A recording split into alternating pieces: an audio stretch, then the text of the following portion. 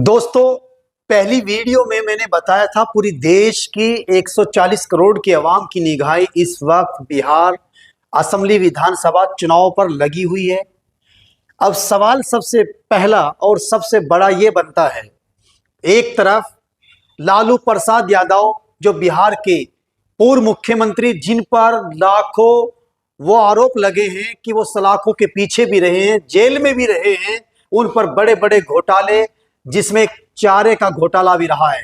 उनका बेटा तेजस्वी यादव जो भारतीय जनता पार्टी की बी टीम भी रह चुके हैं, चाचा पलटू राम की सरकार में डिप्टी सीएम रहे हैं। और यही नहीं, तेजस्वी यादव के बड़े भाई आज अपने परिवार, अपने सगे भाई तेजस्वी और अपने पिता लालू प्रसाद यादव से बागी हो चुके हैं इनकी खुद की परिवार की कमियों की वजह से। और ये तेजस्वी यादव ना कोई मुद्दे पर चुनाव लड़ रहा है, ना कोई तौर तरीका है। युवाओं को देखकर हिलने लगता है, डांस करने लगता है, कई बार नचनिया बन जाता है, डांस करता है। दोस्तों, या कोई बिहार का मुद्दा है? और खास तौर से बिहार के मुसलमानों, आपको डांस करने वाले लोगों से, नचनियों से दूर रहना है। ये देखने में भारी भरकम है, इनकी जबान पर कुछ और है और दिल में कुछ और है।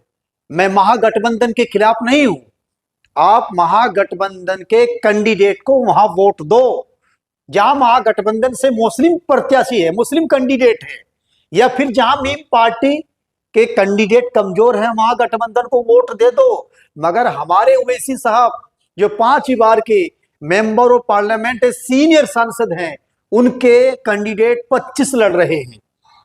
कम से कम 25 में से 20 कैंडिडेट को जीताओ, सरकार किसी की बनो। आपके विधायक, मीम पार्टी के विधायक कैबिनेट में रहेंगे और वो विकास के मुद्दों पर सदन में शामिल रहेंगे। अगर वहां भाजपा की सरकार भी बनेगी तो मुस्लिम समाज के विधायकों को कैबिनेट मंत्री बनाया जाएगा, कैबिनेट में रखा जाएगा। और जब आप कैबिनेट में रहोगे, फिर बड़े बड़े मसलों का हल, बड़े बड़े विकास कार्य कर सकते हैं। एमएलए से कई गुना ज्यादा पावर, ताकत होती है कैबिनेट के अंदर। तो दोस्तों, आप किसी के बहकावे में ना आए, ये मेरी ऐसी अपील है जो आपको इमोशनल करेगी, सोचने पर मजबूर करेगी। आप ओवैसी को तनहा मत छोड़ो, अकेला मत छोड़ो, उनकी तकरीर को हार्ट पर लें, ब्रेन पर लें। ओवैसी साहब के परिवार के, या ओवैसी साहब खुद बिहार में चुनाव नहीं लड़ रहे हैं, बिहार के ही बासिंदा लोग कैंडिडेट बनाए गए हैं और वही चुनाव लड़ रहे हैं।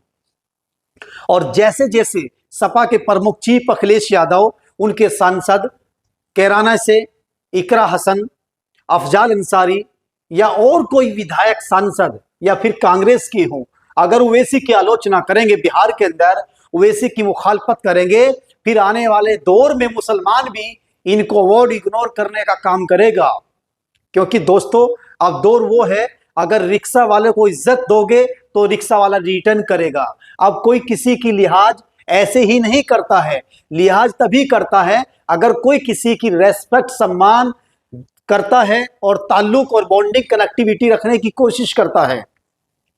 जो लोग वेस्टर्न यूपी से मुस्लिम चेहरे बने हुए हैं, विधायक और सांसद हैं, वहां माननीय अखिलेश यादव जी के कहने से प्रचार करने गए हैं, उनको शर्म आनी चाहिए कि एक ऐसे ओवैसी जो नेगेटिव मार्किंग से दूर रहता है, राष्ट्र के प्रति अटूट प्रेम है, जो राष्ट्र को मजबूत बनाने में अपनी अहम भूमिका पेश करते हैं, ऐसे इंसान को बिहार का मुसलमान इग्नोर नहीं कर सकता।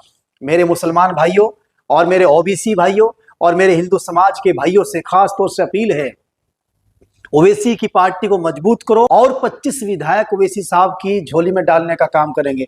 और दोस्तों, क्या ओवैसी के जो कैंडिडेट हैं 25, क्या वो सभी मुसलमान हैं? ऐसा नहीं है, हमारे हिंदू भाई भी हैं, ठाकुर समाज से हैं। क्यों ना हम गठबंधन वहां बनाए।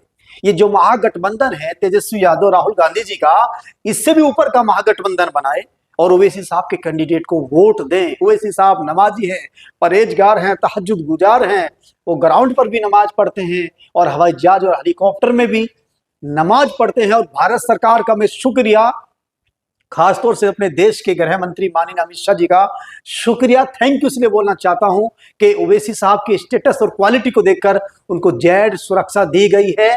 दोस्तों, इस वीडियो में इतना ही। नमस्कार। भारत। जय हिंद।